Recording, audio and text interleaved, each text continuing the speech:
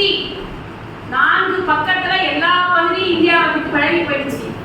நிறைய பிரச்சனைகளை இந்த பூமி சந்தித்துக் கொண்டிருக்கிறது, இந்த உலகம் சந்தித்துக் கொண்டிருக்கிறது. போர், உக்ரைன் ரஷ்யா போர் கடுமையா போயிட்டு இருக்கு. என்ன நடக்கும் அப்படின்னே தெரியல. காந்தியடிகள் சொல்வார், ஒரு நாட்டை அழிக்க வேண்டும் என்றால் அந்த நாட்டின் மீது குண்டு போட வேண்டிய அவசியம் இல்லை, பசி வர வேண்டும் என்ற அவசியம் இல்லை, பஞ்சம், பட்டினி, இயற்கை சீற்றங்கள் எதுவும் வர வேண்டும் என்ற அவசியம் இல்லை. அந்த நாட்டின் இளைஞர்களின் உள்ளத்தில் காம விதைகளை தூவினாலே போதும், அந்த நாடு அழிக்கிறது. காந்தி சொல்லுவார், சத்திய சோதனையில சொல்லியிருக்கார். அது சரியா நடந்துட்டு இருக்கு. ஒரு பக்கம் நினைச்சா தூக்கம் வர மாட்டேங்குது இரவுல. என்னடா இப்படி இருக்கே, நியூஸ் பேப்பரை பார்த்துட்டாலோ அல்லது செய்தியை பார்த்துட்டாலோ மனசெல்லாம் திடுக்கிடுது, வருத்தமா இருக்கு. என்ன பண்றது? செயலி வந்தவர்களா நம்ம இருக்கோம் இல்லையா? ஆனாலும் பூமி சுத்துது. ஏன் சுத்துது? புறநானூற்றுல சொல்றான். ஏன் சுத்துது தெரியுமா? உண்டால் அம்மை இவ்வுலகம் தமக்கென முயலான் ஒன்றால் பிறர்க்கென முயலினர் உண்மையானே. தனக்குன்னு வாழாம பிறர்க்கென்று வாழுகின்ற அன்புடையவர்கள் சிலர் இருப்பதனால் இந்த உலகம் வாழ்கிறது. அன்புடையவர்கள் சிலர். ஐயா மனமன்றோம் ஏன் பேர் வச்சாருன்னா மனசுக்குள்ளார அன்பு இருக்கும். பாரதி சொல்லுவான், எல்லாத்துக்கும் வழி இருக்கு, ஆனா இந்த மனசுக்கு மட்டும் வழி இல்லை. துணி வெளுக்க மண் உண்டு, தோல் வெளுக்க சாம்பல் உண்டு, மணி வெளுக்க சாணை உண்டு, என் மனம் வெளுக்க வழி இல்லை. பாரதி. அப்ப இந்த அன்பின் சிறந்த தவம் எதுவுமே இல்லை, எதுவுமே செய்ய வேண்டாம். ஒவ்வொரு யுகத்துக்கும் ஒரு சட்டதிட்டங்களை வகுத்தார்கள். இந்த யுகம்லாம் இருந்தது சத்தியம், சத்திய யுகம்னு ஒண்ணு இருந்தது. அந்த சத்திய யுகத்தினுடைய தர்மம் சத்தியமாகவே இருந்தது. பொய்யே தெரியாது மக்களுக்கு, குறைத்து தெரியாது, எதுவுமே தெரியாது. சத்தியம் மட்டுமே அந்த யுகத்தினுடைய தர்மமாக இருந்தது. சத்திய யுகத்துல கிருத யுகத்திலே அந்த மக்களினுடைய நோக்கம் தவமாக இருந்தது. தவம்னா என்ன தெரியுங்களா? உட்கார்ந்து காட்டுல போயிட்டு தவம் செய்யறது அல்ல. வள்ளுவர் சொல்லுவார், உற்ற நோய் நோன்றல் உயிருக்கு உருகன் செய்யாமை அற்றே தவத்திற்கு உரு. என்ன? உனக்கு வர துன்பத்தை நீ உணர்ந்து பிற உயிர்களுக்கு துன்பத்தை செய்யாமல் இருப்பதே தவம். ஐயா திருக்குறள் விளக்கம் கொடுத்துருக்கீங்க. ஒவ்வொரு திருக்குறளுக்கும் அற்புதமா இருக்கு. ஐயாவுக்கு ஒரு பலமான பாராட்டு. அதே மாதிரி அந்த பொண்ணு பிரணீதா ஸ்ரீ, அந்த பிள்ளைக்கு நல்லா ஒரு தங்க தட்டோ வெள்ளி தட்டோ பரிசு கொடுக்கணும். ஆனா அதை விட சிறந்தது உங்கள் கைத்தட்டு.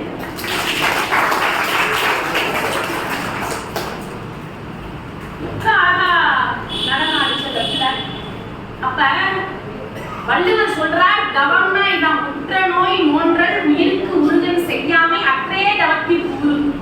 கிருதயுகத்தினுடைய நோக்கம் தவமாக இருந்தது.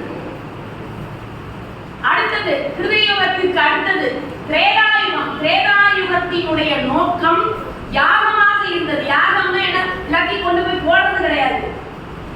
உள்ளத்தையும் உணர்வுகளையும் அடக்கி கொண்டு தன் உடலையே ஆகுதியாக ஆக்குவதுதான் யாகம். அதை செய்தார்கள். அதுக்கடுத்து ஒரு யுகம் வந்தது. அந்த யுகத்துல என்ன தெரியுமா? துவாபர யுகம். அந்த துவாபர யுகத்துல அவர்களுடைய நோக்கம் தானம் வழங்குவதாக இருந்தது. கர்ணன் அப்படிதான் அள்ளி கொடுத்தான், எல்லாத்துக்கும் தானம் அள்ளி கொடுத்தான். இப்ப இந்த கலியுகத்தினுடைய நோக்கம் வேற ஒன்றுமே இல்லை, அன்பு செய்வதை தவிர வேறு ஒன்றும் இல்லை. இதை செய்யவில்லை என்றால் நாம் கடை தேர வேண்டும். பக்தியால் கோயில் சிறக்கலாம், கல்வியால் பள்ளிக்கூடம் சிறக்கலாம், இல்லம் அன்பால் தானே சிறக்க வேண்டும். வீட்டுல கணவன் மனைவி அன்பா இல்லைன்னா வீடுங்களா? வள்ளுவர் என்ன சொல்றாரு? என்பதோடு போர்த்த உடம்புட்ட கணவன் மனைவி 2 பேரும் ஒற்றுமையா அன்பா இல்ல அப்படின்னா அவர்களால் சமூகத்திற்கு என்ன பயன்? ஒரு பயனும் இல்லை. ஒரு பயனும் இல்லை. கணவன் மனைவியை பார்த்து, மனைவி கணவனை பார்த்து, ஏன் நாய் மாதிரி லொல்லுன்னு குலைக்கிறீங்க? அதுக்கு புருஷன் நாய்கிட்ட நாய் பாசையில தான் நீ பேசணும். உங்களுக்கு எனக்கு சண்டை வரதுக்கு காரணமே உங்க அம்மாக்காரி தான். ஒன்னா இந்த வீட்டுல உங்க அம்மா இருக்கும், இல்லைன்னா நான் இருக்கணும். இதான் கடைசி ஸ்டேட்மெண்ட். பிள்ளைங்க உள்ள ஓடி வந்து, அம்மா இனிமே நீ இருக்க முடியாது, பாட்டி இனிமே நீ இருக்க முடியாது, அப்பா சுத்தி அழைச்சிட்டு வந்துருக்காரு. முடியுதா?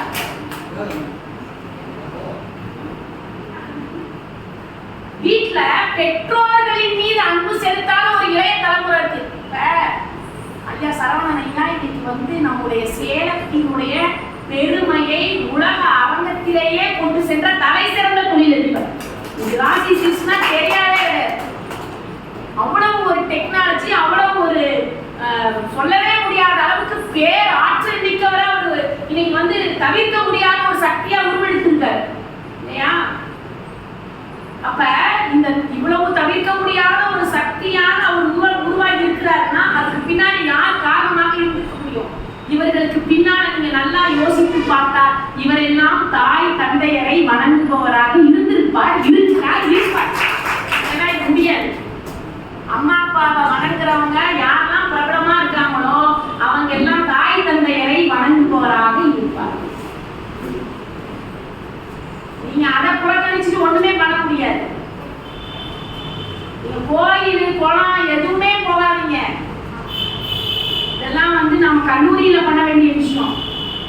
அப்பெல்லாம் உங்க அப்பா உங்ககிட்ட ஒண்ணு சொல்லியிருப்பாரு, ஐயா ஞாபகம் இருக்குதா தம்பி, உனக்கு ஒன்றும் தெரியாதா, நான் சொல்றதை கேள்வி சொல்லியிருக்கிறாரா உங்க அப்பா? ஐயா உங்ககிட்ட சொல்லியிருக்கிறாரா? உங்ககிட்ட சொல்லியிருப்பாரா? இன்னைக்கு என் பிள்ளை சொல்லுது, அம்மா உனக்கு ஒன்றும் தெரியாது. என் பிள்ளை மட்டும் இல்ல, எல்லாத்தோட பிள்ளைகளும் பேரன் பேத்திகளும் சொல்ற ஒரே வார்த்தை, உனக்கு ஒன்றும் தெரியாது. எப்படி மாறிடுச்சு பாத்தீங்களா இடைவெளி? நாம அதை கேட்டோம், உனக்கு ஒன்றும் தெரியாதுன்னு சொன்னா நாம கேட்டோம். ஆனா இப்ப நாம எதை சொன்னாலும் பேசுவதே திட்டுவதாக நினைக்கிறார். பேசவே பிடிக்கல பெரியவர்கள். பெரியவர்கள் பேசுவது, ஒருத்தர் பெரியவர் பஸ்ல சொல்றாரு, தம்பி கொஞ்சம் நவுருப்பா, நான் முன்னால போகணும். பெருசு நீலாம் முன்னாலே போக வேண்டிய கேஸ். எப்படி பேசுறான் பாருங்க, பெருசு நீலாம் முன்னாடியே போக வேண்டிய கேஸ் தான். தாயில் சிறந்த கோவிலும் இல்லைன்ற ஒரு வரி சொன்னாரே, யார் சொன்னது? அப்பை பிராட்டி சொன்னா, தாயில் சிறந்த கோவிலும் இல்லை. அதுக்கு பின்னால என்ன பொருள் இருக்கிறது? கமலவதி என்ற ஒரு தாய் நிறைவான கர்ப்பிணி, சோழ அரசி, வரலாறுங்க பொய்யில்ல கதை இல்ல, சோழ அரசி நிறைவான கர்ப்பிணியா இருக்கா. அரசன் எப்பொழுது பிள்ளை பிறக்கும் என்று காத்து கொண்டிருக்கிறான். பிரசவ அறைக்குள்ளே அந்த பெண் இருக்கிறாள், அரசி இருக்கிறாள். ஜோதிடன் கணித்து எப்பொழுது குழந்தை பிறக்கும் என்று ஜோதிடர்கள் கணித்துக் கொண்டிருக்கிறார்கள். அந்த நேரத்தில் ஜோதிடன் ஒன்று சொல்கிறார், இப்பொழுது பிறக்கும் பிள்ளை ஒரு நாளிகை கழித்து பிறக்குமே, ஆனால் அந்த பிள்ளை உலகத்தில் ஆன்மீகத்தையும் தர்மத்தையும் நிலைநாட்டும் அப்படின்னு சொன்னான். இந்த செய்தி அரசியோட காதல கேட்டது. ஒரு நாளிகைனா 20 நிமிஷம். 20 நிமிஷம் பிரசவத்தை தள்ளி போடணும். பிரசவம்னு அதுக்கு ஏன் பேரு? ஒரு பெண் சவமாகி மீண்டும் பிறக்கிறார், அதனால அது பிரசவம். இப்ப ஒரு நாளைக்கு தள்ளி போடணும்னு சொல்லிட்டான், ஒரு நாளைக்கு கழிச்சு பிறக்கணும்ன்றான். இப்ப என்ன செய்யறதுன்னு அவன் யோசித்தா. பெண் வந்து ஞானம் இல்லை. ஐயாலாம் கோச்சு கூடாது. ஐயா 3 பேர் இங்க ராசி சிக்ஸ் எல்லா ஐயாவும் நான் சொல்றேன், நீங்களாம் ஞானம் பெறணும்னா நிறைய தவம் செய்யணும். செல்வரங்க ஐயா நீங்களும் தான் தியானம் செய்யணும், தவம் செய்யணும், நிறைய புத்தகம் படிக்கணும்.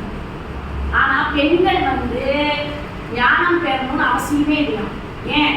பாரதி சொல்றான், பெண்ணுக்குள் ஞானத்தை வைத்தான் பேணி வளர்ப்பிடும் ஈசன், மண்ணுக்குள்ளே சில மூட அந்த மாதர் அறிவை பெறுவார்.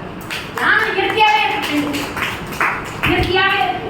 இவன் தவம் செய்யணும்னு அவசியம் இல்லை. நீங்களாம் தவம் செய்யணும், கண்டிப்பா கோச்சு கூடாது. ஆண்கள்லாம் கோச்சுவே கூடாது, தவம் செய்யணும். ஆனா பெண்கள் தவமே செய்ய வேண்டாமா? கவிமணி சொல்றார், மங்கையராய் பிறப்பதற்கே நல்ல மாதவம் செய்திடல் வேண்டுமாமா, அவள் பண்டைய கைதளம் பார்த்தல்லவா இந்த பாலில் அரங்கள். தவம் செய்யவே வேணாமா? கோச்சுக்காதீங்க. ஐயா சொல்லுவாங்க ஐயா, இல்ல திருமணத்துக்கு அப்புறம் எல்லாம் தவம் செஞ்சுட்டு தான் இருக்கும். சாமியார்ட்ட போனான். சாமியாரே என் பொண்டாட்டி பூரி கட்டையாலே அடிக்கிறா, தோசை சட்டுவத்தால அடிக்கிறா, அவகிட்ட இருந்து தப்பிக்கிறதுக்கு ஒரு வழி சொல்லுங்க சாமியாரேன்னு போய் கேட்டான். அது நம்ம சாமியார் சொன்னாரு, அது தெரிஞ்சா நான் ஏன்டா சாமியாரா இந்த இடத்துலயும் பிரச்சனை தான். பஸ்லங்க நாளைக்கு முன்னாடி பஸ்ல முன்னாடி ஒரு கணவன் மனைவி உட்கார்ந்து போயிட்டு இருக்காங்க. பொண்டாட்டி ஆரஞ்சு பழத்தை உச்சி குடிச்சுட்டு கொடுக்குது. அத்தான் ஆரஞ்சு பழம் சாப்பிடுங்க, அத்தான் வேண்டாம், பரவாயில்லைங்க அத்தான் சாப்பிடுங்க, வேண்டாம்னு சொல்றாங்க. யோ சாப்பியா வேண்டாம், டே சாப்பிடறான், தோலை கூட குடிக்க சாப்பிட புரியுற பாஷையில சொல்லுங்க. அப்ப நிறைவான கர்ப்பிணியா இருக்கா அந்த தாய். இப்பொழுது என்ன செய்தால், தன் கைகள் இரண்டையும் இருக கட்ட சொன்னால், கால்கள் இரண்டையும் இருக கட்ட சொன்னால், தன்னை தலைகீழாக தொங்க விட சொன்னார். கமலம் தலைகீழாக, உலக வரலாற்றிலே இப்படி கிடையாது. தலைகீழாக தொங்குகிறாள். அவளுடைய உடலுக்குள் 1000 எரிமலையின் சீற்றம் இருந்தது. அமில ஆறு அவள் உடலுக்குள் பாய்ந்தது. ரத்த நாளங்கள் வெடித்து சிதறின, கருப்பை வெடித்தது. உடலுக்குள்ளே அவள் பட்ட வேதனைகளை சொல்வதற்கு வார்த்தைகள் இல்லை. அவ்வளவு நுரையீரல் எல்லாம் வெடித்து சிதறியது. ஒரு இயற்கையை தடுக்கிறது எவ்வளவு பெரிய விஷயம் இல்லையா? அதை தடுத்து ஒரு நாளிலே 20 நிமிடங்கள் கழித்து கட்டுக்கள் அவிழ்க்கப்படுகிறது. குழந்தை பிறக்கிறது.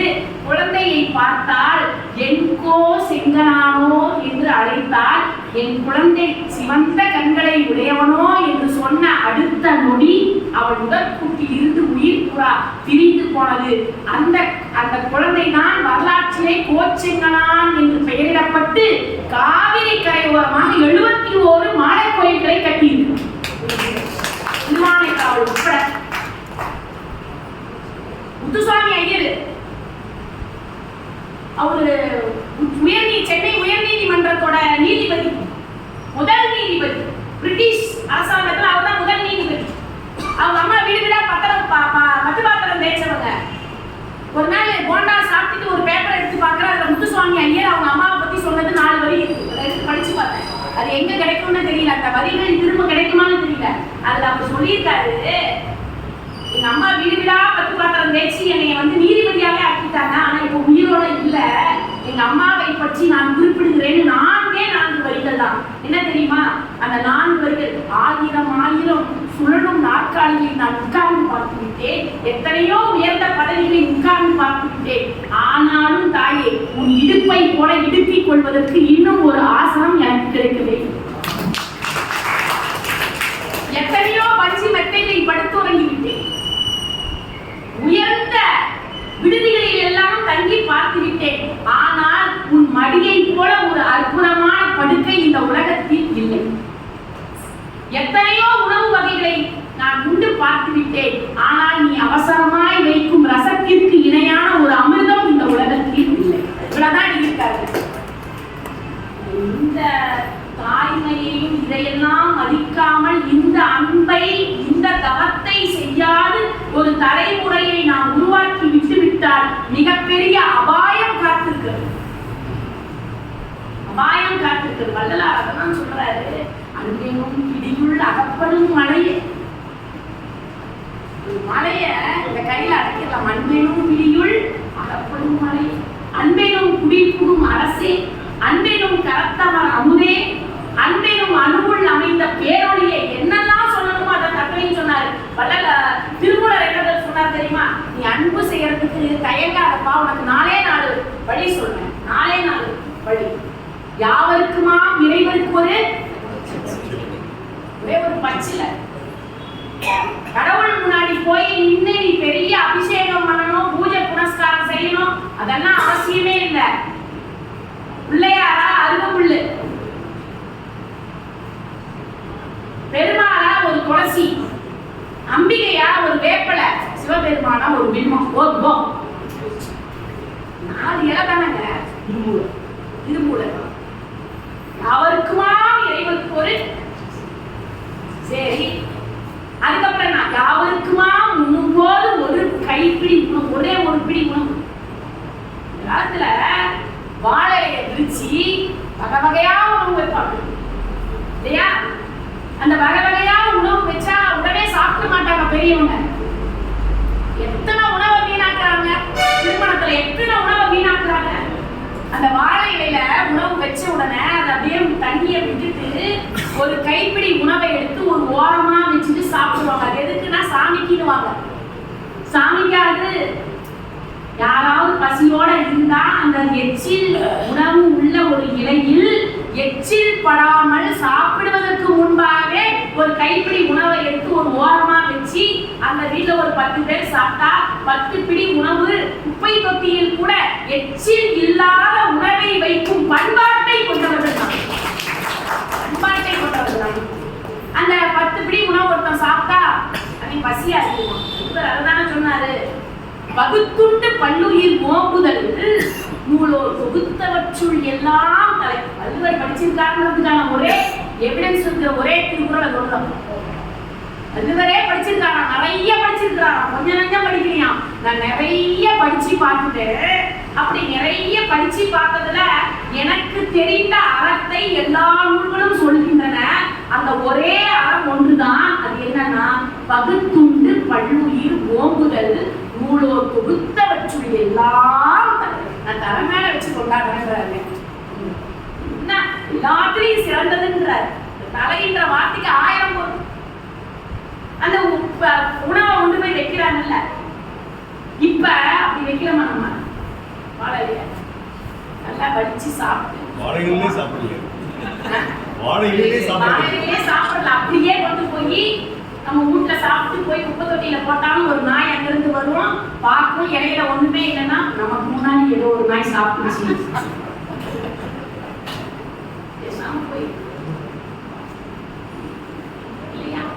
யாவருக்குமா உண்ணும் போது ஒரு கைப்பிடி உணவு, இறந்தும் உயிர் வாழ்ந்த வேண்டி பறந்தும் கெடுக்க உலகை ஏற்றியார். அதுவும் சொல்றாரு, பிச்சை எடுத்துதான் ஒருத்தன் வாழணுன்ற நிலைமைக்கு கடவுள் இந்த உலகத்தை ஒருத்தரை படைச்சிருக்கிறான்னா அந்த கடவுளை தேவையில்லை.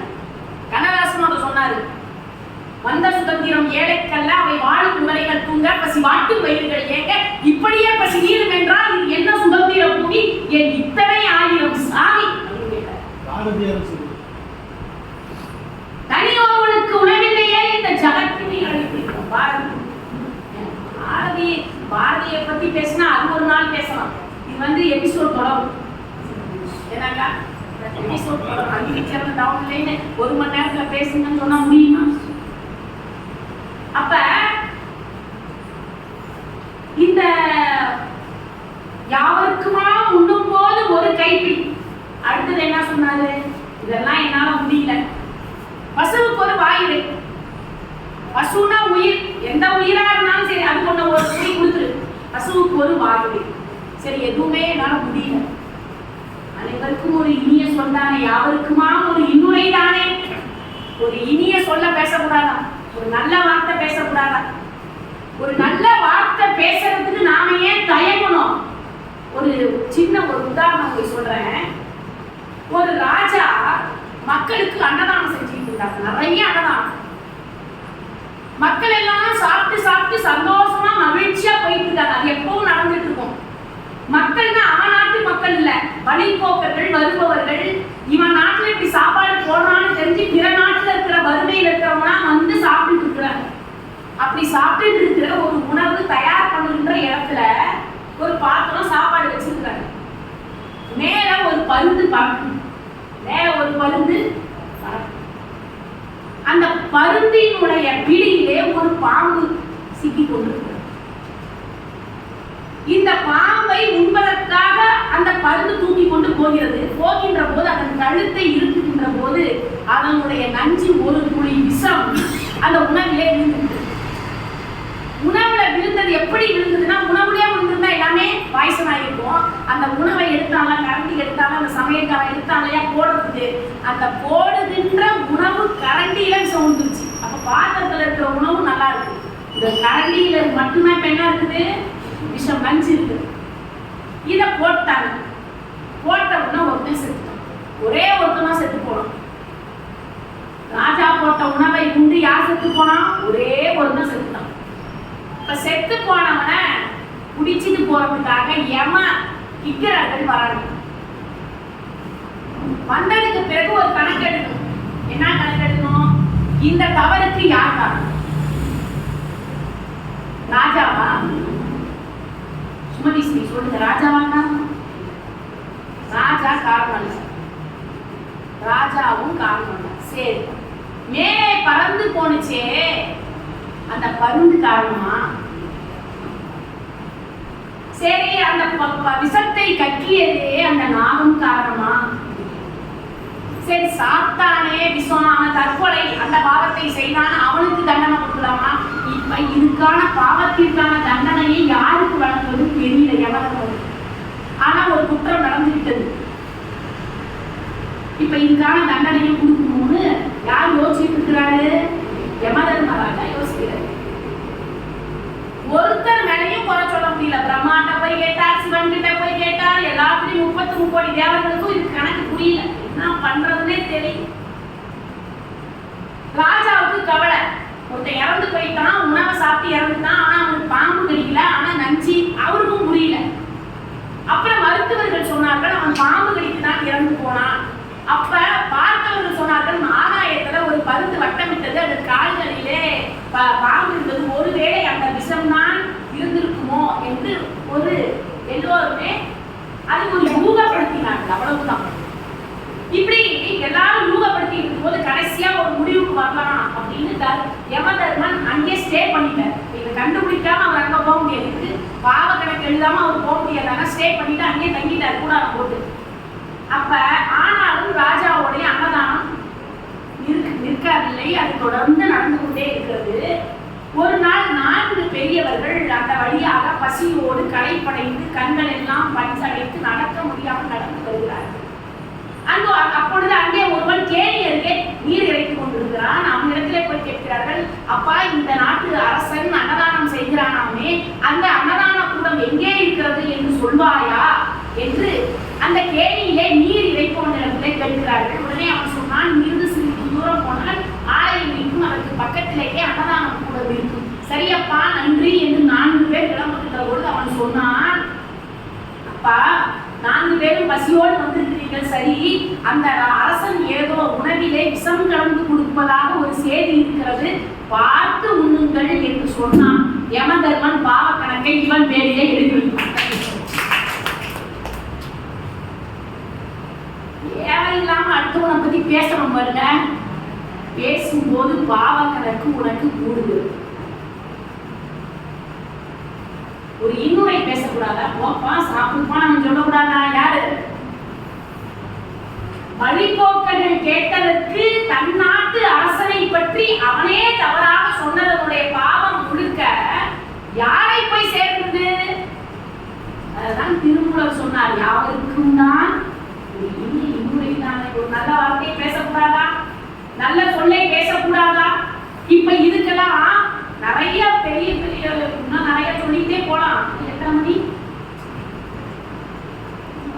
8 மணி தானே? 8 9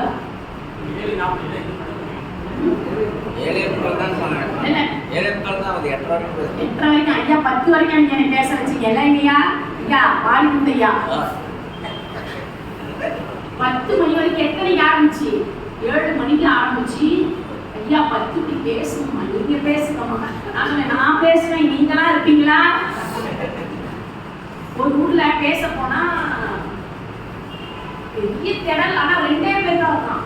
2 பேரை வச்சுட்டு என்னதான் நான் பேசுனா, அவன் பேசுங்க மேடம் பேசுங்க மேடம். பேசி முடிச்சதுக்கு அப்புறம், அப்பா நீங்க 2 பேராவது இருந்தீங்களே ஒரு பொன்னாடைய போட்டுனா, நீங்க அப்படிலாம் நினைச்சு பொன்னாடை போட்டாதீங்க, மேடை போட்டாலே நான் அந்த கலட்டிக்கு போகணும். அன்பிற்கினிய பெருமக்களே, பாரதி சொன்னான், காக்கை குருவி எங்கள் சாதி, கடலும் மலையும் எங்கள் கூட்டம், நோக்க நோக்க கிடையாது. காக்கை குருவியை கூட ஒருத்தன் நேசிக்க முடியுமா? ரசிக்க முடியுமா? ஒரு சின்ன சின்ன அன்பில் தானே இந்த உலகமே இயங்கிக் கொண்டிருக்கிறது. இந்த சின்ன சின்ன அன்பை செலுத்துவதற்கு உங்களுக்கு தயக்கம் தேவையா? நீங்க ஆண்டவனை வணங்க வேண்டாம், அன்பை நெஞ்சில் நிறுத்துங்கள் என்பதற்காக திருமூலர் ஒன்றை சொன்னார், அன்பு சிவம் 2 என்பது அறிவிலார், அன்பே சிவமானது 6 அறிவிலார், அன்பே சிவமானது 6 அறிந்த பின் இறைவன் வேற அன்பு வேற கிடையாது. சிவகோசரியார் செய்த பூஜை பெரிதா, கண்ணப்பன் செய்த பூஜை பெரிதா? சிவகோசரியார் ஆச்சார அனுஷ்டானங்களை அனுதினமும் செய்யலாம். அவன மாதிரி யாருமே செய்யல, அவ்வளவு செய்யலாம். கண்ணப்பன் 6 நாள்ல இறைவனை அடைந்துட்டான். 6 நாள் கண்ணப்பன் போறான். தலையில பூவை, சூடிய பூவை யாராவது இறைவனுக்கு சூட்டுவார்களா? இவன் சூட்டான். தலையில சூடிய பூவை இறைவனுக்கு சூட்டுகிறான். எச்சில் பட்ட உணவை யாராவது கொடுப்பார்களா? வாயிலே பொன்முகலி ஆற்றங்கரையில இருந்து நீரை புகழ்ந்து கொண்டு போய் இந்த திண்ணப்பன் காலத்தியப்பருக்கு வாயினாலே உமிழ் நீரை உமிழ்கிறான். தலையிலே பூச்சூடி கொண்டான், வாயிலே உமிழ்நீரை உமிழ்கிறான். இறைச்சியை சமைத்து சுவைத்து பார்த்து அதை பக்குவமாக இருக்கிறதா என்று தெரிந்து நல்ல இறைச்சியை கொண்டு போய் இறைவன் முன்பு வைக்கிறார். சாப்பிடு சாப்பிடுன்னு கேட்கிறான். சிவகோசரியார் வராது. அவர் வந்து பார்த்தா, ஐயோ அபச்சாரம் நேர்ந்து விட்டதேன்னு அதெல்லாம் அப்புறப்படுத்திட்டு பூவெல்லாம் வச்சு எல்லாம் சக்கரை பொங்கலெல்லாம் படைச்சி இறைவன் முன்னாடி தத்புருஷாய வித்மகே ருத்ர தேவாய நமக அப்படின்னு மந்திரங்கள்லாம் சொல்லி இறைவனை வழிபடுறாரு. இவர் போயிட்டார். அங்கிருந்து வராரு. யார் வராரு? கண்ணப்பன் வருகிறான், திண்ணன் வருகிறான். வந்து பார்த்தான், என்னடா அது, நாம வச்ச பூவை காணோம், நாம வச்ச உணவு காணோம், ஆனா இங்க சக்கரை பொங்கல் இருக்கு. அப்ப இறைவனுக்கு அது பிடிச்சிருக்கு, அதை சாப்பிட்டாரு. சக்கரை பொங்கல் இவருக்கு பிடிக்கல, அதனால இது இப்படியே இருக்கு, நவுத்தி விட்டு திரும்ப வைக்கிறான். அவன் நினைச்சுதான் இவருக்கு சக்கரை பொங்கல் பிடிக்கல. இவரு நான் வெஜிடேரியன், வேற சிவபெருமான் நான் வெஜிடேரியன். அப்ப இவருக்கு இன்னைக்கு மான் பிரியாணி பண்ணுவோம்னு சொல்லி அவன் பிரியாணி பண்ணி கொண்டு வந்து வைக்கிறான். அதை அவர் தள்ளி விட்டு பொங்கல் வைக்கிறார். பொங்கல் இருக்கு, பிரியாணி காணும். இதுதான் இவன் பிரச்சனை. இவன் சிவகோசரியார் அழுகிறார். என்னடா அது இப்படி இறைவன் இப்படி சோதிக்கிறானே அழுகின்றார். அப்போது இரவிலே இறைவன் தோன்றி, சிவகோசரியாரே, கண்ணப்பனுடைய அன்பை நீர் மறைந்து இருந்து பாரும் என்று சொல்கிறார். இவர் மறைஞ்சிட்டு இருக்கிறார் சிவகோசரியார். கண்ணப்பன் போகின்றான். போனவன் பக்கத்துல எல்லாம் எடுத்துட்டு போயிட்டான். நீர் அபிஷேகம் பண்ணியாச்சு, தலையில இருந்து பூவை கொட்டியாச்சு, காட்டு மலர்களை கொட்டியாச்சு, இலையில உணவை படைச்சாச்சு, எல்லாம் பண்ணியாச்சு. இப்ப இறைவனுடைய வலது கண்ல இருந்து ரத்தம் வருது. அப்ப செல்வரம்பன் டாக்டர் இருந்திருந்தா கண்ணப்பன் நேரா சிவபெருமான கூட்டிட்டு போயிருக்கிறார். அப்ப அவனுக்கு டாக்டர் தெரியல. அதனால என்ன பண்ணா, போய் பச்சைய கசக்கி கொண்டு வந்து ஊத்தி பார்த்தான். எதேதோ செய்து பார்த்தான். என்னென்ன செய்யணுமோ அத்தனை விடயங்களையும் செய்தான். ஆனால் கண்களில் இருந்து குருதி நிற்கவில்லை. இப்ப என்ன பண்றதுன்னு சுத்தி முத்தி பார்க்கலாம். ஏன் இதெல்லாம் ஒளிஞ்சு நின்று யார் பார்க்கறது? ஒரு வேளை சிவகோசரியார் மட்டும் கண்ணப்பன் கண்ணில் பட்டுதான் அன்னைக்கு சக்கரை பொங்கலே சொல்ல சொல்லிடணும். இவர் தாண்டா இவர் கண்ணில் ரத்தத்தை வரவழைச்சாரு. என்ன பண்ணியிருப்பாரு? சிவகோசரியார் உண்டுலன்னு பண்ணியிருப்பாரு. நல்ல வேலை அவர் ஒளிஞ்சிருந்தார். இப்ப ரத்தம் கண்ணில இருந்து வருது. இப்பதான் அவனுக்கு ஒரு உண்மை புரிந்தது, ஒன்று தோன்றியது. ஊனுக்கு ஊன்தானே மருந்து. அப்ப கண்ணுக்கு கண்தானே மருந்துன்னு தன்னுடைய வலது கண்ணை எடுத்து அந்த கண்ணை பிடுங்குது. எப்படிங்க அன்பு? கண்ணப்பன் ஒப்பதோர் அன்பின்மை கண்ட பின்னால் தாய்மன். அவரை மாதிரி ஒரு அன்பை நான் பார்க்க முடியும். நாளாரில் கண்ணிறந்து அப்ப வல்லே நல்லே பட்டின தெரிய சொல்றாரு. 6 நாள்ல கண்ணெடுத்து அப்பி இறைவன் அடைஞ்சிட்டானே, அது என்னால முடியுமா? வாளால் மகவரித்து முட்ட வல்லே நல்லே, மாறு சொன்ன சூழால் இளமையை துறக்க வல்லே நல்லே, நாளாரில் கண்ணிறந்து அப்ப வல்லே நல்லே. இப்ப வலது கண்ணுல கண்ணை எடுத்து அப்பிட்டாரு. இப்ப இடது கண்ணில் ரத்தம் வருது. இப்ப இடது கண்ணில் ரத்தம் வந்த உடனே இப்ப இவருக்கு மகிழ்ச்சியினாலே தாண்டவம் ஆடுறாரு. ஏன்? முன்னாடி போய் மருந்து தேய்னார், அதை பண்ணார், இதை பண்ணார். இப்ப இவருக்கு என்ன, இதுக்கான மருந்து என்னன்னு கண்டுபிடித்ததுனாலே இந்த கண்ணுக்கான மருந்து எனக்கு தெரியும் என்ற மகிழ்ச்சியிலே இப்ப வருத்தப்படல. கண்ணை எடுத்து அப்பலாம் யோசிக்கும் போது அவருக்கு ஒரு யோசனை வருது. இந்த கண்ணையும் பிடுங்கி விட்டால் நமக்கு கண் தெரியாதே, கண் தெரியாவிட்டால் இந்த கண்ணை எப்படி குருதி வழிகின்ற இடத்திலே கொண்டு போய் சரியாக வைப்பது, அதனால் அடையாளம் தெரிய வேண்டுமே என்று தன்னுடைய வலது காலை எடுத்து இடது கண்ணிலே அடையாளம் வைத்துக் கொண்டு கண்ணை பிடுங்குகிறார். யாரு? அப்படி பிடுங்குகின்ற போது ஒரு கை வந்து தடுக்கிறது. நில்லு கண்ணப்பா, நில்லு கண்ணப்பா, நினக்கு ஓங்கு ஒப்புயர்வற்றதோர் அன்பின்மையை உலகில் யார் கண்டதில்லை அப்படின்னு ஒரு கரம் வந்து தடுக்கிறது. அந்த கரம் யார் கரம் என்றால் அன்னை உமையவளுடைய கரம். ஏனென்றால் இடது பாகத்திலே தானே அன்னை இருக்கிறாள், அதனால் அவள் கரம் வந்து. இப்ப அவனோட பேரு திண்ணன். ஆனா திண்ணன்ற பேர் உடைய அவனுடைய பேர் கண்ணப்பன் என்று ஆகியது. கண்ணை அப்பியதனால் கண்ணப்பன், என் கண்ணுக்கு இணையான அப்பனாகிய தந்தையே. இறைவன் எப்படிப்பட்டவன்? திருவாசகத்துல மாணிக்க வாசக பெருமான் சொல்றாரு. திருவாசகருக்கு ஜியு போப்பு 6 மாசம் கடல்ல பயணம் வருகின்ற போல படித்து விட்டார். ஜியு போப்பு அவங்க அண்ணன் இங்க இருக்காரு. எங்க இருக்காரு? இந்தியாவில் இருக்காரு. எதுக்கு? மதம் மாற்றுவதற்கு. இந்தியர்கள் அத்துணை பேரையும் மதம் மாற்ற வேண்டும். அது குறிப்பா தமிழகத்துல மதம் மாற்ற முடியல.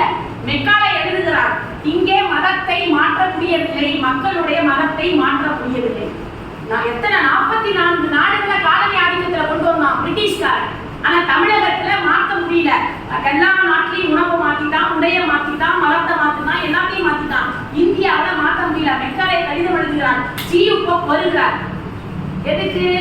பைபிளை தமிழில் மொழிபெயர்க்கிறார். ஜியு போப் எதுக்கு வராரு? பைபிளை தமிழில் மொழிபெயர்க்க வரார். வந்த ஜியு போப்பு, மொழிபெயர்க்க வந்த ஜியு போப்பு 6 மாசத்துலயே எல்லாத்தையும் படிச்சுட்டாரு. படித்தவர் இங்க வந்து இறங்குறாரு. இறங்கின உடனே கப்பல்ல இருந்து இறங்கிய உடனேயே தமிழகத்து மண்ணில் புரண்டு புரண்டு அழுதார்.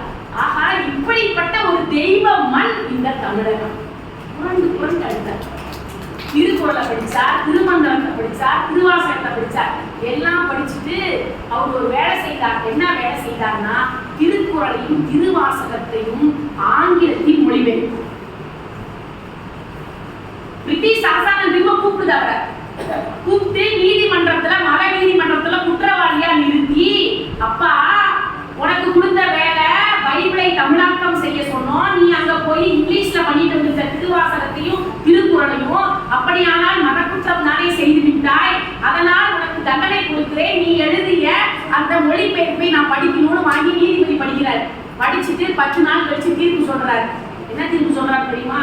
நல்ல வேலை இந்த ஜியு போப்பு திருவாசகத்தையும் திருக்குறளையும் மொழிபெயர்த்த பிறகு கூட இன்னும் கிறிஸ்துவ சமயத்திலேயே இருக்கிறார். அதுவே நம் சமயத்திற்கு செய்யக்கூடிய பெரும் தொண்டு.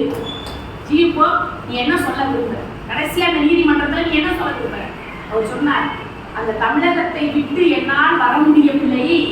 அவர் ஏறும்போது அழுது தீர்த்திருக்கிறார். நெஞ்சு வெடித்து வெடித்து அழுதிருக்கிறார். ஏன்னா தமிழகத்திலிருந்து போக முடியல ஜியு போக்குனால. கப்பல்ல ஏறும்போது கண்ணீரோடே போன அவர் அந்த நீதிமன்றத்திலே சொன்னார், நான் ஒருவேளை மீண்டும் தமிழகத்திற்கு சென்று அங்கேயே அந்த மண்ணோடு மண்ணாக மக்கி தமிழ் மனத்தோடு சாக வேண்டும் என்று விரும்புகிறேன். ஒருவேளை அப்படி வாய்ப்பு கிடைக்கவில்லை என்றால், இந்த இங்கிலாந்திலேயே நான் புதைக்கப்பட்டால் என்னுடைய சமாதியில் இங்கு ஒரு தமிழ் மாணவன் உறங்குகிறான் என்று எழுதியுள்ளார். இன்னொரு கல்லறையில் அப்படிதான் இருக்கு இல்லையா? ஜியு போப் கல்லறை இங்கிலாந்துல தான் இருக்கு. அங்க அப்படிதான் எழுதியிருக்கு. அந்த திருவாசகத்துல இறைவன் எப்படிப்பட்டவன்? ஆதியும் அந்தமும் இல்லா அருட்பெரும் ஜோதியை யாம்பாட கேட்டேன் வாட்டரங்கன் மாதே வளர்ந்தியோ வன்செறியோ நின்செறிதான் மாதேவன் வார்த்தைகள் வாழ்த்திய வாழ்த்துறை போய் வீதிவாய் கேட்டலுமே இன்னின்மே மறந்து போதா அமளியின் மேல் நின்றும் புரண்டிங்கன் ஏதேனும் ஆவார் கிடந்தால் என்னே ஈரே என் தோழி பரிசேரோர் என்பார். என்ன திருவாசகம், என்ன திருவாசகம் இல்லையா? இறைவன் இப்படிப்பட்டவர். ஆனா அந்த இறைவன் சொல்றான், இவன் என் கண் அப்பன், கண்ணுக்கு இணையான அப்பன் என் தந்தை. ஏன் பிறப்பித்தோன் வித்தைதனை பேணி கொடுத்தோன் சிறப்பின் உபதேசம் செய்தோன் அறப்பெரிய பஞ்சத்தில் அன்னம் பகிர்ந்தோன் என்றா பிதாக்கள் என பொன்முடியாரோட பாட்டு. சங்க காலத்துல பொன்முடியார் ஒரு தந்தைன்றவன் யார்? தந்தைன்றவன் யார்? அப்பான்றவர் யாருங்க? பாஸ்வேர்டு இல்லாத ஏடிஎம் மிஷின். ஏன் அப்பானா சட்டை அப்பான்றது சாதாரண இல்லைங்க. அப்பாவை பத்தி ஒரே ஒரு வரி.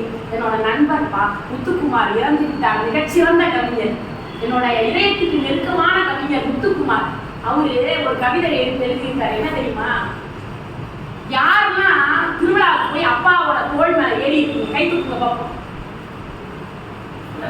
திருவிழாவுக்கு போய் அப்பா தோள் மேல ஏறி சாமியை பார்த்தவங்க யாருன்னா கோவிலுக்கு போய் திருவிழான்னு கோவிலுக்கு எல்லாருமே தான். ஐயா செல்வரங்க யாருங்க? எங்க அப்பா அதிகமா கோயில் போக மாட்டாங்க. ஐயா மாரிமுத்தையா தோள் மேல வச்சு இலக்கிய கூட்டத்துக்கு போய் மேல வச்சு எப்படியா தோள் மேல ஏற்றி அம்மா இடுப்பில் இருந்து நான் பார்க்கும் உலகத்தை பாரடா கண்ணே என்பார். தந்தையோ நான் பார்க்காத உலகத்தையும் நீ பாரடா என்று தோள் மேல ஏற்றுவார். ஏன் அதான் அப்பா தோள் மேல வச்சுப்பாரு.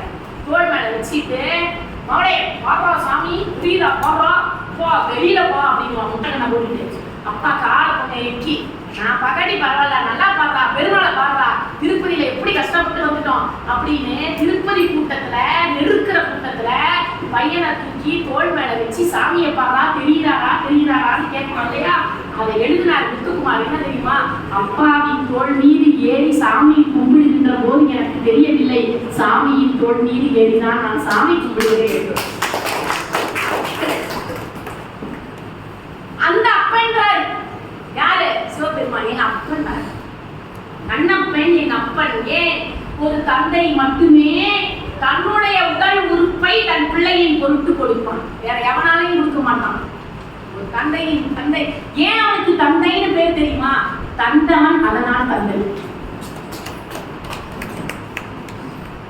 ஒரு வார்த்தைக்கு பொருள் உண்டுங்க தமிழ்ல. தாயின் ஏன் பொருள்? தாழ்ந்துபவள். உள்ளே நீர் வளர்த்து உதிரத்தால் பால் கொடுத்து அள்ளியிடும் போதெல்லாம் அன்பையே சேர்த்து வைத்து கொள்ளை தனக்கென்றும் சுகமெல்லாம் நமக்கென்றும் சொல்லாமல் சொல்லுகின்ற தேவதையின் கோவிலது. பண்பு தெரியாத மிருகம் பிறந்தாலும் பால் தரும் கருணையது. அது உண்மை, அது நேர்மை, அது வாய்மை, அது தூய்மை, அதன் பெயர் தாய்மை. அதை ஒப்புக்கொள்வதே நேர்மை. இப்ப இந்த நேரத்துல அம்மாவோட வளைக்கரம் வந்து தடுத்துச்சா? காலமேகப்புடவர்கிட்ட போய் போனா ஒண்ணு. காலமேகப்புடவரே அம்மென்றால் 1000 பாட்டு உண்மென்றால் 1000 பாட்டு எழுதுறியே, சிவபெருமானுக்கு அரக்கன்னு ஒரு பாட்டு எழுது. என்னது? சிவபெருமானுக்கு அரக்கன்னு ஒரு பாட்டு எழுது. காலமேகப்புடவர் எழுதினார். அந்த பாட்டு எனக்கு மறந்து போச்சு. அரக்கன்னு பாட்டு எழுதினார். என்ன தெரியுமா அந்த பாட்டு? அதோட பொருள் மட்டும் உங்களுக்கு சொல்றேன். சிவபெருமானுக்கு இருப்பதோ 3 கண்கள், வடக்கண், இடக்கண், நெற்றிக்கண், 2 கண்ணு. சிவபெருமானுக்கு இருப்பதோ ஐயா கண்டாக்டர் அவர்களே, ஏன்னா முதல்ல கண்தானத்தை செல்வரங்கம் ஐயா எப்படி உலகமெல்லாம் வலியுறுத்தி கொண்டிருக்கிறாரோ அதற்கு முன்பாகவே வலியுறுத்தியவர் கண்ணப்பன். அதுல ஒரு விஷயம் என்னன்னா, அந்த அவரு தான் ஆபரேஷன் பண்ண டாக்டரும். ஆமா, அவரே தான் கண்டுபிடிச்சவர், அவரே தான் டாக்டர் அவரே. ஐயா வந்து எவ்வளவு பிஸி ஷெட்யூல் இல்லைங்களா? உலகத்திலேயே விலை உயர்ந்தது எது தெரியுங்களா? எது விலை உயர்ந்தது சொல்லுங்க. நேரங்கள் நேர்மையான நேரங்கள் அது யாருக்காகவும் காத்திருப்பது. நமக்காக ஒருத்தர் நேரத்தை காத்திருக்கிறார், நமக்காக ஒருவர் காத்திருக்கிறார் என்றால் தயவு செய்து அன்புடையவர் அவர் என்பதை உங்கள் உள்ளத்தில் எழுதி வைத்துக் கொள்ளுங்கள். அவரை மறந்து விடாதீர்கள். எவ்வளவு முக்கியமான நேரம் உட்கார்ந்துட்டு இருக்காரு. அப்ப எழுதினார் யாரு? காலமேகப்புலவர் எழுதினார். என்ன தெரியுமா எழுதினார்? சிவபெருமானுக்கு இருப்பதோ வடக்கண், இடக்கண், நெற்றிக்கண். இந்த 3 கண்ணுல 1.5 கண் அன்னை உமையவளுக்கு சொந்தம். பாருங்கன்னு அவளுக்கு பேச்சா? ஏனென்றால் இறைவன் எப்படிப்பட்டவன்? உமை ஒரு பாகன் இல்லையா? 1.5 கண் அன்னை உமையவளுக்கு சொந்தம். மீதி இருப்பதோ 1.5 கண். அந்த 1.5 கண்ணிலும் 1 கண் கண்ணப்பன் கொடுத்தது. மீதி இருக்கும் அரை கண் தான் சிவபெருமானுக்கே முடியும். சரி, இரண்டாவது இடது பக்கத்துல கண்ணை எடுத்து அப்பும் போது இறைவன் வந்து தடுத்தான், அன்னை உமையவன் வந்து தடுத்தார். ஏன் தடுத்தார் தெரியுமா? அது இறைவனுடைய உள்ளத்துல தடுக்கணும்ன்ற எண்ணம்லையா. இப்பொழுது இருப்பதோ கண்ணப்பனுடைய கண் அல்லவா, அவனுடைய அன்பினால் பார்ப்பதனால் இறைவனுக்கும் அன்பு வந்து விட்டது, அதனால் தடுத்தார். சரி, சிவகோசரியாருக்கு இறைவன் காட்சி கொடுக்காமல் ஏன் கண்ணப்பனுக்கு காட்சி கொடுக்க சொன்னார்? ஏன் சிவகோசரியார் ஒளிஞ்சிருக்கு சொன்னார் தெரியுமா? அதுக்கு ஒரு காரணம் இருக்கு. இப்ப வலது கண்ணை தான் கண்ணப்பன் எடுத்து அப்பிட்டான். அப்பவாது சிவகோசரியாருக்கு மனசு வந்து, ஐயோ இந்த இடது கண்ண ரத்தம் வருது, நாம போய் ரத்தம் கொடுக்கலான்னு சிவகோசரியார் நினைக்காமல் இதை வேடிக்கை மட்டுமே பார்த்து கொண்டிருப்பவராக அவர் இருந்ததனால் சிவபெருமான் கண் என்று மட்டுமே அவர் நினைத்தாரே தவிர அவருக்குள்ளே பேராற்றலும் பெருங்கருணையும் நிறைந்திருக்கிறது என்று சிவகோசரியார் நம்பவில்லை. அவர் நம்பல. அவர் கண்ணில் தான் நினைச்சாரு. ஒளிந்து நின்று இந்த உலகத்துல வாழ்க்கையில் வெற்றி பெறுபவனுக்கு வரலாறு இருக்கிறது, தோல்வி அடையவனுக்கு வரலாறு இருக்கிறது, வேடிக்கை பார்ப்பவனுக்கு வரலாறு கிடையாது.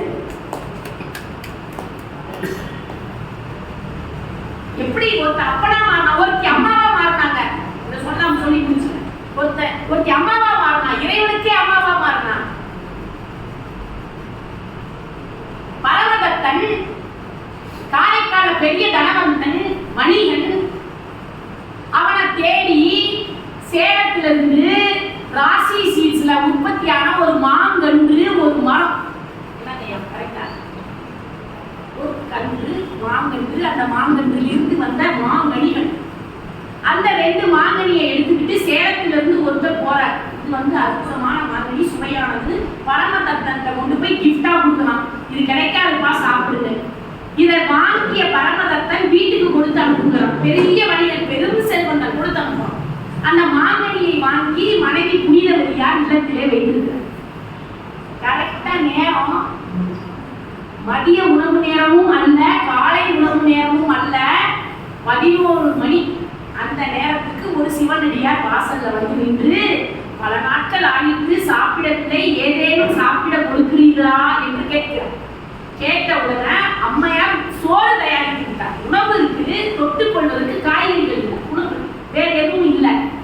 எப்பொழுதுமே வீட்டிலே தயிர் மோரும் வைத்திருப்பார்கள், அது இருக்கு. அதனால என்ன பண்ணாங்க, வாங்கன்னு சிவனடியாரை விட்டு வாழை இலையை விரித்து உணவை போட்டு தயிரை விட்டு மாங்கனி ஒன்றை எடுத்து நன்கு பக்குவமாக அறுத்து அதை ஒரு கையால் ஒட்டுக்க புரிஞ்சுட்டாங்க அம்மா.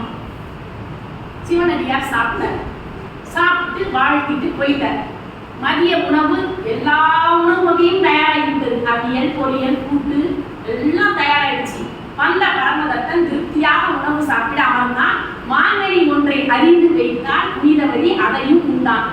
சுவை மிகுதி, சுவையின் மிகுதியினாலே கேட்டான், இவ்வளவு சுவையா இருக்குதே, அப்ப இன்னொரு மாங்கனி கொடுத்தால அதையும் எடுக்குமான்னு கேட்டான்.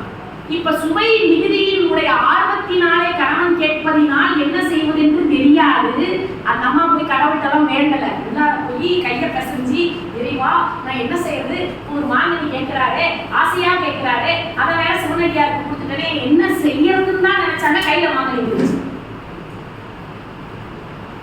வந்த உடனே அந்த மாங்கனி கனிகளை உண்பவர் எவரேனும் ஆகுங்க விதைத்த வண்டியாக இருக்க வேண்டும். நான் ஒரு கல்வி எவன் வேணா சாப்பிட்டு போறான்டா, நீ மறத்த வேண்டாம். இப்ப இந்த மாங்கனி இருக்கு இல்லையா, இந்த மாங்கனிய அறிந்து கொண்டு போய் வைக்கிறார். வச்சவன சாப்பிடலாம். இப்ப இது பன்மடங்கு சுவை, அதை விட முன்ன சாப்பிட்ட மாங்கனியை விட பன்மடங்கு சுவை.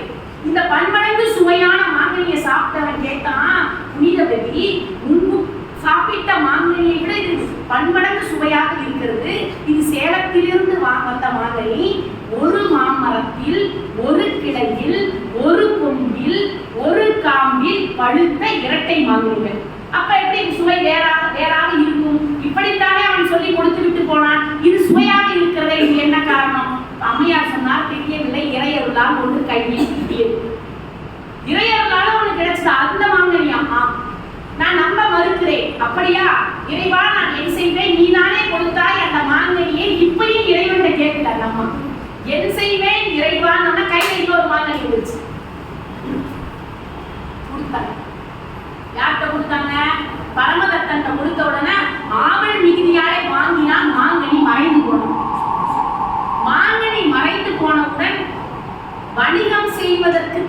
போகிறேன் என்று போனவன் வீடு திரும்பவில்லை பல ஆண்டுகள். வீட்டுக்கே அவன் வரல. காத்திருந்து காத்திருந்து தவமாய் இருந்து கணவன் வரவில்லை என்று தெரிந்தவுடன் சுற்றத்தார் எல்லோரும் என்ன செய்கிறார்கள், அவன் எங்கே இருக்கிறான் என்று தேடுகிறார்கள். மதுரையிலே இருப்பதாக செய்தி வருகிறது. புனிதவதியாரையும் அழைத்துக் கொண்டு மதுரைக்கு சென்று அங்கே ஒரு சோலையிலே தங்க வைத்துவிட்டு பரமதத்தனை கூட்டிக் கொண்டு வருகிறார். பரமதத்தன் வருகிறான். வந்தவன் சும்மா வரவில்லை, கூட மனைவி மக்கள் என்று கூட்டிக் கொண்டு வருகிறான். வேறு திருமணம் செய்து கொண்டு காரைக்கால் அம்மையாரை பார்த்தான். பார்த்த உடனே அவன் என்ன செய்தான், கையெடுத்து வணங்கினான். கண்களில் இருந்து கண்ணீர் பெருகியது. காரைக்கால் அம்மையாரை 3 சுற்று சுற்றி வந்து விழுந்து வணங்கினான். பார்த்தவங்கன்னா நான் வியந்து போய், என்னம்மா இது, நீ மனைவி அவ, நீ கணவன், நீ போய் கீழே விழுந்து வணங்குகிறாய். சேக்கிலார் ஒரு அற்புதம் செய்தார். சேக்கிலார் பெரிய புராணத்தில் இருந்த சேக்கிலார் முதல்ல திருக்குறள்ல பெண் அவள் இவன் தான் சொல்லுவாங்க. தெய்வம் தொழாள் கொழுகன் தொழுதெல்வாள் பெய்யன பெய்யும் மழை அவள்னு சொல்லியிருக்க. யாரு? கம்பராமாயணத்துல அவள் தான். அண்ணனும் நோக்கினான் அவளும் நோக்கினான். சிலப்பதிகாரத்துல இவளோ பொங்கச் செல்வி குடமலையாக்கி அவள் தான் சிலப்பதிகாரத்திலையும் பெண்ணுக்கு பேரு. ஆனா சேக்கிலாரால பெண்களை அவள் இவள்னு சொல்ல அவருக்கு மனசு வரல. முதல்ல பெண்ணுக்கு பெருமை சேர்க்க வேண்டும் என்று பலர்பால் விகுதியை அவர் என்ற விகுதியை சேர்த்து காரைக்கால் அம்மையார், புனிதவதியார், கமலவதியார் என்று பெண்ணுக்கு பெருமை சேர்த்தவர் சேர்க்கிறார். இப்ப எல்லாரும் கேட்கிறாங்க, என்னன்னா அது கணவன் வந்து மனைவியை சுத்தி கீழே விழுந்து வணங்குறையே அப்படின்னு கேட்டாங்க. கேட்ட உடனே அவங்கள பார்த்து சொன்னா, நீங்க நினைக்கிற மாதிரி இந்த அம்மையார் சாதாரணமானவர் அல்ல. இவருக்கு மனைவியாக இருப்பதற்கான தகுதி எனக்கு இல்லை. தகுதினா அது பொருள். அந்த தகுதின்ற எழுத்து இருக்கு இல்லைங்களா, 3 எழுத்து, அதுக்கு பொருள் இருக்கு. தகுதினா தானா தன்னம்பிக்கை, கூனா குறிக்கோள், தீனா திறமை. இந்த 3 இருக்கிறவங்க தகுதி உள்ளது. இந்த 3 எனக்கு இல்லைங்க. தன்னம்பிக்கை இல்ல எனக்கு. தகுதினா தானா தன்னம்பிக்கை, கூனா குறிக்கோள், தீனா திறமை. இந்த தகுதி எனக்கு இல்லை, தன்னம்பிக்கை எனக்கு இல்லை. தன்னம்பிக்கையை பத்தி சுவாமி விவேகானந்தர் சொல்லுவார், நம்பிக்கை இல்லாதவன் நாத்திகன் அல்ல, தன்னம்பிக்கை இல்லாதவன் தான் நாத்திகன். தன்னம்பிக்கை இல்லாதவன் அவன் கடவுள் பத்தி அவன் நாத்திகன் அப்படின்ட்டு. இது 3 எனக்கு இல்ல, எனக்கு தகுதி இல்லை. இந்த அம்மா கூட வாழ்றதுக்கு எனக்கு தகுதி இல்லை. அது மட்டும் இல்ல, இவரை நான் தெய்வமாக வணங்கி கொண்டிருக்கிறேன். என்னோட குலதெய்வம் இந்த அம்மா தான். அது மட்டும் இல்ல, எனக்கு பிறந்த பிள்ளைகள் 3 பேர். எனக்கு 3 பிள்ளைங்க. 3 பிள்ளைகளுக்கும் பேர் வச்சிருக்கேன். என்ன பேர் தெரியுமா? மூத்த பெண்ணுக்கு புனிதவதியார் 1, 2வது பிள்ளைக்கு புனிதவதியார் 2, 3வது பிள்ளைக்கு புனிதவதியார் 3. 3 பிள்ளைகளுக்கும் புனிதவதி தான் பேர் வச்சிருக்கிறேன். தவிர இந்த அம்மாவோட வாழ்றதுக்கு நான் தகுதியானவன் அல்ல. ஏனென்றால் இந்த அம்மா தெய்வம் இல்லை, நல்ல தெய்வம். தெய்வம் அல்ல, என்ன தெய்வம்? நல்ல தெய்வம். சேக்கிலார் எழுதுகிறார், மற்றவர் தம்மை நோக்கி, அங்க இருக்கிற எல்லாத்தையும் பார்த்து மற்றவர் தம்மை நோக்கி நற்பெரும் தெய்வம் ஆதலால் நான் அறிந்து அகன்ற பின்னே பெற்ற இம்மகவு தன்னை பேரிட்டே ஆதலால் பொற்பாதம் பணிந்தேன் நீரும் போற்றுதல் செய்தி. நான் வணங்குறதோட நிக்கல, நீங்களும் வணங்குங்கன்ற. யாரு? பரமதத்தன். ஐயோ இவன் என்னடா இப்படி சொல்றான்னு எல்லோரும் போகிறார்கள். காரைக்கால் அம்மையார் சொன்னார், இந்த எழில் அழகு, அப்படி ஒரு அழகு காரைக்கால் அம்மையார் புனிதவதியார். இப்படிப்பட்ட அழகுடைய நான் என் இல்வாழ்க்கைக்கு உதவாத இந்த அழகு ஏன் என்று பேயூர் கொண்டார். பேயூர் கொண்டதோட நிக்கல, நேரா கைலாய மலைக்கு போனார். வாரியார் சுவாமி கைலாய மலையை பத்தி நகைச்சுவையா ஒன்று சொல்லுவார். கைலாயத்துக்கு கைலாசம் பேரு. ஏன் கைலாசம் பேருனா, இந்த ராவணன் கைலாய கைலாய மலையை தூக்கும் போது கை அடியில மாட்டிச்சான், அவன் கை லாஸ் ஆயிடுச்சு, அதனால அது கைலாஸ். வாரியார் சுவாமி கை லாஸ் ஆயிடுச்சு, அதனால கைலாஸ். மன்மதனுக்கு காமன் ஒரு பேர் இருக்கு, ஏன் தெரியுமா அப்படின்வார் வாரியார் சுவாமி. தெரியலையே சுவாமி, அவன் காமனானவன், அதனால அவனுக்கு காமன் பேரு அப்படின்வார். போற போக்குல அடிச்சு விட்டு போவாரு வாரியார் சுவாமி. இப்ப கைலாய மலைக்கு போறாங்க அம்மையார். எப்படி போறாங்க? எழும்பூர் கொண்டு போகிறார். எழும்பூர் கொண்டு, வெறும் எலும்பு தோல் போர்த்த உடம்பு தான். அப்படி எழும்பூர் கொண்டு போன அம்மையார் என்ன நினைத்தார்? இந்த கைலாய மலையில் எம்பெருமான் சிவன் எழுந்தருளி இருக்கிறார், சிவபெருமான் எழுந்தருளி இருக்கக்கூடிய இந்த இடத்திலே என் கால் படல் ஆகாதுன்னு தலையினால நடந்து போறாங்க. தலையினால நடந்து போனதெல்லாம் பெரிய புராணம், ஏதோ கதை, பொய், முரட்டு அதெல்லாம் கிடையாது. இதெல்லாம் சத்தியம். ஏன் தெரியுமா சத்தியம்? இறைவன் இருக்கிறான் என்பதற்கு சாட்சியாக கோவில்களும், இறைவனை பார்த்தார்கள் என்பதற்கு சாட்சியாக 64 நாயன்மார்களின் சிலை வடித்த நாள் இந்த நாள். ஆழ்வார்கள் 12 ஆழ்வார்கள் சாட்சியை வச்சிருக்கலாம். அதுக்கு மேலே நான் நம்பலைன்னா அது உங்க விருப்பம் இல்லையா? இப்ப காரைக்கால் அம்மையார் தலையினால நடந்து போறாங்க. இந்த அன்னை உமையவள் பார்க்கிறா. பார்த்தவள், ஐயோ நான் கூட இப்படி உங்கள் மீது அன்பு செலுத்தியது இல்லையே, உங்கள் மீது அன்பு செலுத்தி ஒருத்தி பேயூர் கொண்டு தலையினால் நடந்து வருகிறாளே என்று அவள் பயந்து போனாள். யாரு? பார்வதி. திருகிட்டு போனாள், நெகிழ்ந்து போனாள். தலையினால் நடந்து சென்று சங்கரன் இருந்த வெள்ளி மலையின் மேல் ஏறும்போது தலையிலம் திங்கட்கண்ணி கண்ணுதல் ஒரு பாகத்து சிலை முதல் இமயவள்ளி திருக்கண் மோக்குற்றதே பெரிய புராணத்துல சேர்க்கிறார் சொல்றாரு. அப்படியே பார்த்தாராம் அந்த கண்ணை. பார்த்துட்டு சிவபெருமான்கிட்ட போய், தெய்வா ஒரு அன்புரு கொண்டு வராளே, அவ யாரு, அவ யாரு அப்படின்னு கேட்டாராம். யாரு? பார்வதி கேட்டான். அதுக்கு இறைவன் சொன்னாராம், அவ யார் தெரியுமா? அம்மா அப்பா இல்லாத தாயுமானவன் தானே நான். அப்பா நான் வேண்டுதல் கேட்டு அருள் புரிதல் வேண்டும், ஆவியிற்கெல்லாம் நான் அன்பு செய்தல் வேண்டும், எப்பாரும் எப்பளவும் எங்காலும் நான் சென்று எந்த எனது அருட்புகளை இயம்பிடல் வேண்டும். இப்படிப்பட்டவன் தானே இறைவன் அப்படின்னு யார் சொல்றாரு? வள்ளல் பெருமான் சொல்றாரு.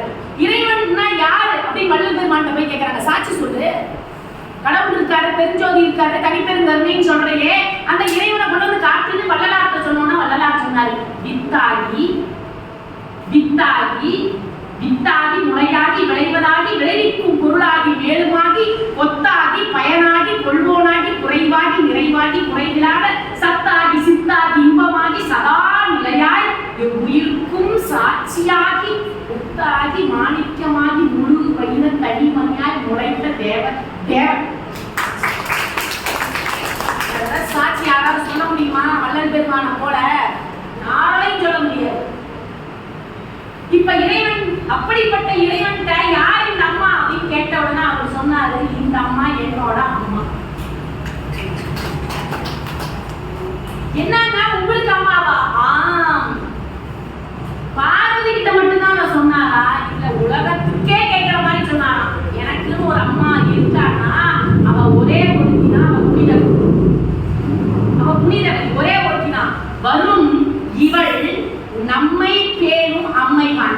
இதுல என்ன வந்துருச்சுன்னா, பார்வதி கிட்ட போய் சிவபெருமான் இவ என்னோட அம்மானா அவளுக்கு உடனே மாமியார் புறாம வந்துருக்குல்ல, மாமியார் சண்டை வந்துருக்குல்லன்னு சிவபெருமான் யோசனையா சொன்னாராம். உன்னையும் என்னையும் சேர்த்து பார்த்துக்கிறவ இவதான்.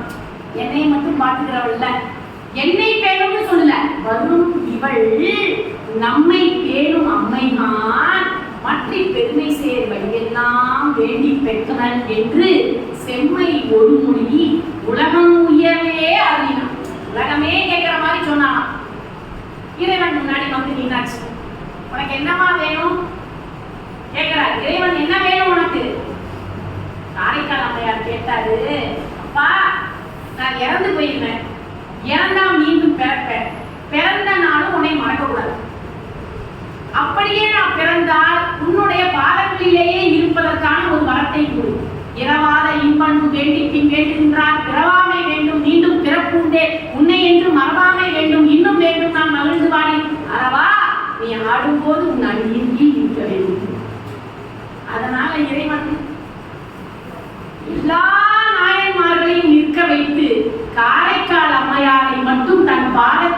அருகிலேயே அமர வைத்துக் கொண்டார்.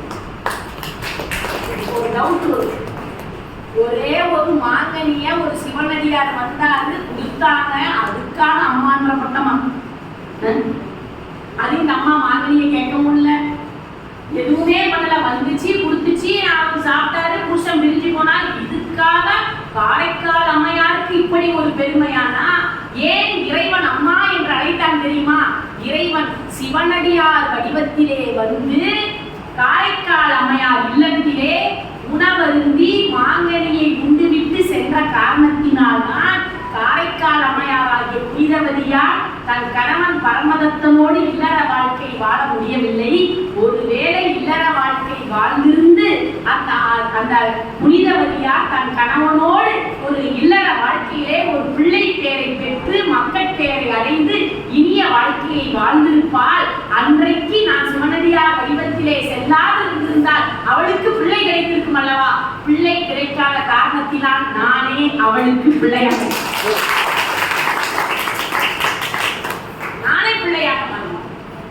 இனி அவளுக்கு நான் தான் பிள்ளை என்று மாறிய ஒரு தந்தை இடத்திற்கும் ஒரு தாய் இடத்திற்கும் சாதாரண மனிதன் நற்பெரும் தெய்வம் என்ற வார்த்தையை கம்பர் பயன்படுத்துறாரு, சேக்கிழார் பயன்படுத்துறாரு. சீதை தெய்வமா இருந்தா. எங்க தெய்வமா இருந்தா அப்படின்னா, ராமனோடு காட்டுல இருக்கும்போது தெய்வமா, அயோத்தியில இருக்கும்போது தெய்வமா இருந்தா, காட்டுல வரும்போது பெரும் தெய்வமாக இருந்தால், ராவணனுடைய அசோகவனத்திற்கு போனவுடன் அவள் நற்பெரும் தெய்வமாக மாறிவிட்டான். அனுமன் சொல்றோம், நற்பெரும் தெய்வத்தை கற்பினும் தெய்வம் கற்பினும் கற்பின் கனியை நற்பெரும் தெய்வத்தை கண்டேன்னு சொல்லுவான். அதே மாதிரி நற்பெரும் தெய்வம்ன்ற வார்த்தையை சேக்கிழார் பயன்படுத்துறார். அங்கு கிணிய பெரியோர்களே, ஏன் இந்த அம்மா தந்தைன்ற ஸ்தானத்துக்கே ஒரு சாதாரண அற்ப மானிடனை உயர்த்தியதற்கு காரணம், மற்றவருக்கு கொடுக்க வேண்டும் என்ற எண்ணம் ஒன்று அன்பாக ஊற்றெடுக்கின்ற போது, அந்த அன்பின் முன்னால் நீங்கள் கொடுக்க வேண்டும் என்று நினைத்தால், காரைக்கால் அம்மையார் கொடுக்க வேண்டும் என்று நினைத்தால் இறைவனே வந்து கையேந்தினார். கண்ணப்பன் கொடுக்க வேண்டும் என்று நினைத்தான், அந்த இடத்திலே இறைவனே வந்து நின்றார். சிறுதெண்டர் கொடுக்க வேண்டும் என்று நினைத்தால் இறைவனே வந்து நின்றார். கர்ணன் கொடுக்க வேண்டும் என்று நினைத்தால் அந்த இடத்திலே கிருஷ்ண பரமாத்மாவே வந்து நின்றார். நீங்கள் கொடுக்கின்ற இடத்தில் இருந்தால் வாங்குகின்ற இடத்தில் இறைவன் இருப்பார். நீங்கள் அன்பை கொடுத்தால் இறைவன் இருப்பார். பொருளை கொடுத்தால், எதை கொடுத்தாலும் நீங்கள் அன்போடு கொடுத்தால் அந்த இடத்திலே ஆண்டவனே இருப்பான் என்பதற்கு தான் நம்முடைய இலக்கியங்களும் இதிகாசங்களும் சொல்லுகின்ற அற்புதமான தத்துவங்கள். அன்பை போன்ற ஒரு தத்துவமும் இல்லை, அன்பை போன்ற ஒரு தவமும் இல்லை, அன்பை போன்ற ஒரு யாகமும் இல்லை. எல்லாமே சுற்றி சுற்றி, இல்லறமாகட்டும், சமூகமாகட்டும், வாழ்க்கையாகட்டும், வணிகமாகட்டும், எதுவாக இருந்தாலும் அந்த இல்லறத்தில் நீங்கள் அன்பில்லை என்றால் இல்லறமே வணிகமாகும். இல்லறமே கொண்டாட்டி சோறாக்கி போடுவான், நீ காசு கொடுப்பா, அவ்வளவுதான். பிள்ளைகளுக்கு ஃபீஸ கட்டுவா, அவன் படிப்பான், அவ்வளவுதான். இல்லறமே வணிகமாகும். அடிப்படையே இங்கே தகர்ந்து போகின்ற பேராபத்து இருக்கின்ற காரணத்தினால் அன்பிற்கினியவர்களே, அருள் கூர்ந்து துக்கம் கொண்டது கால்வாசி, தூக்கம் கொண்டது கால்வாசி, ஏக்கம் கொண்டது கால்வாசி, மீதம் இருப்பது கால்வாசி. கவலையை தூரம் துரத்துவோம், கவலையை தூக்கி எரிஞ்சு. கிருஷ்ண பரமாத்மா சொல்ற, அர்ஜுனா பிரச்சனையே இல்லடா. என்ன பிரச்சனையே இல்லைன்னு சொல்ற? பிரச்சனை என்ற ஒன்றே இல்லை என்பதுதான் நிதர்சனம் என்று கிருஷ்ணர் பகவத்கீதையில சொல்லி. பிரச்சனையே இல்லை. பாரதி சொல்றான், கவலைப்படலாமோ மூடா, என்னை கவலைகள் தின்னத்தாரா. உங்களை கவலை தின்னு எது நடந்தாலும் அப்படியே ஏற்றுக்கொள்ளுங்க. அந்த ஏற்றுக்கொண்டு வாழ்க்கையிலே அந்த பிரச்சனைகளுக்கு மத்தியிலேயும் நீங்கள் அன்பு செலுத்துவதற்கு தயங்காதீர்கள். இயேசுநாதர் சிலுவையில் அறையிறாங்க. இதை சொல்லி நான் முடிச்சுக்கிறேன். இயேசுநாதர் சிலுவையில் அறைகின்ற போது அந்த ஆணியை அடித்து முள்கிரியில வைக்கும் போது, இந்த முள்கிரியில வைக்கிறவனை பார்த்து இயேசுநாதர் சொல்லியிருக்கிறாரு. என்ன தெரியுமா சொன்னாராம்? சொன்னாதான் சொல்லியான்னு எனக்கு தெரியல, நான் என் கற்பனையில சொல்றேன்.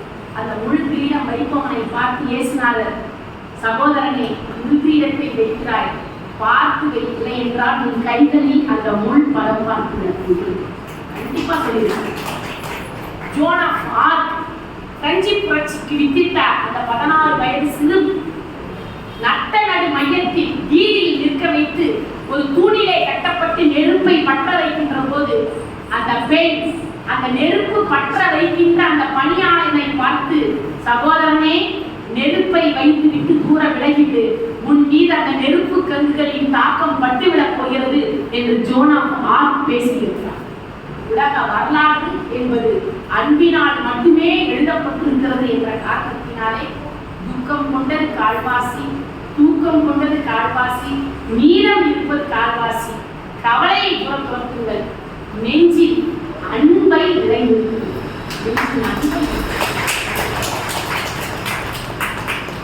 அன்பென்ற தவம் செய்து வாழ்வோம் என்று சொல்லி இந்த இனிய வாழ்க்கையை நல்கின அத்துணை பேருக்கு இது போன்ற எத்தனையோ செய்திகள் இலக்கியத்தில், ஆன்மீகத்தில் எல்லாவற்றிலும் நிறைந்திருக்கிறது.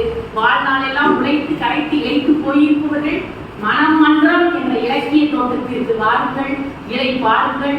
உங்கள் துயர் கணிந்து துன்பம் விலகி உள்ளம் குளிர்ந்து உணர்வு கூர்மையாகி மனம் தூயதாகி நெகிழ்ந்து பேரானந்தம் கொள்வீர்கள் என்று கூறி விருப்பம் இல்லாமலே விடைபெறுகிறேன். நன்றி.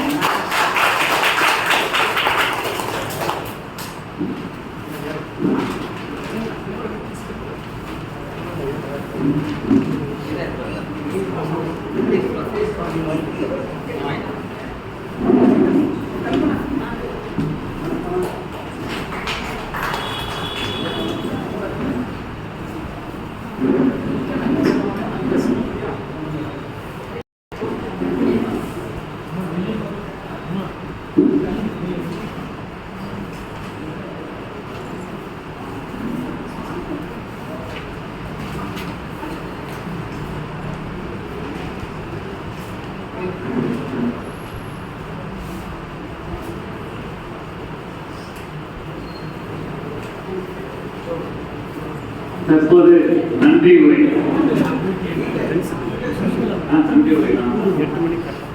உண்மையாகவே தேவர்களே மெச்சும்படியாக உமாதேவராஜன் மேடம் அவர்களுடைய உரை இருந்தது என்பது மகிழ்ச்சி அளிக்கிறது. இவர்கள் வந்திருப்பவர்கள் அனைவருமே பல்வேறு அமைப்பின் பொறுப்பாளர்கள், தலைவர்கள். இவர்கள் இல்லாமல் சேலத்தில் எந்த நிகழ்ச்சியும் நடைபெறுவதில்லை. உங்கள் உரையை கேட்பதற்காக எல்லா ஒரு அமைப்பினுடைய தலைவர்கள், பொறுப்பாளர்களும் வந்திருப்பது மிக பெருமை. அது மட்டுமல்ல, இந்த பத்திரிகை வெறும் 14 பேர்கள் தான் இருக்கிறது. நீங்கள் பேசிய தலைப்பில் அன்பில் சிறந்த தவமில்லை என்றால் ஐயாவின் அன்பிற்கினவே எங்கள் வேண்டுகோளுக்கு வந்திருக்க அத்தனை நல்ல உலகத்தின் நன்றியை தெரிவித்துக் கொள்கிறேன். என்று 118வது பிறந்தநாள் விழா வாரியார் சுவாமிகளுக்கு. வாரியார் சுவாமிகள் மனமையாவைத்தான் தன்னுடைய ஆன்மீக வாரிசாக அறிவித்தார். முருகா, அவர்களும் முருகாம்பார், இவரும் முருகாம்பார். அதனால்தான் உலகிலே மிகப்பெரிய செயல் முத்துமலை முருகனாக இங்கே இருக்கிறார். மல்லைமலை முருகனை விட இங்கே வந்திருக்க உங்களுக்கு அதிக பவர் கிடைக்கும் என்பது நான் தெரிவித்துக் கொள்கிறேன். 118 மேட்டூருடைய நீர்மட்டமும் 118 அடி தான் இருக்கு. நம்ம இந்தியாவிலே முதல் மாவட்டம் நம்ம சேலம் மாவட்டம். பல்வேறு பெருமைகள் இருக்கிறது. இந்த பெருமைகளுக்கிடையே உங்களுடைய முறை மிக மிக சிறப்பாக இருக்கிறது என்பதுதான் என்னுடைய கருத்து. இறைவனுக்கு எப்பொழுதும் இனிமையாக பாடிய சகோதரிகள் பானுமதி ராஜேஸ்வரி அவர்களுக்கும், வரவேற்புரையாற்றிய பொருளாளர் மோகனையா அவர்களுக்கும், இந்த மனமன்றத்தின் தலைவர்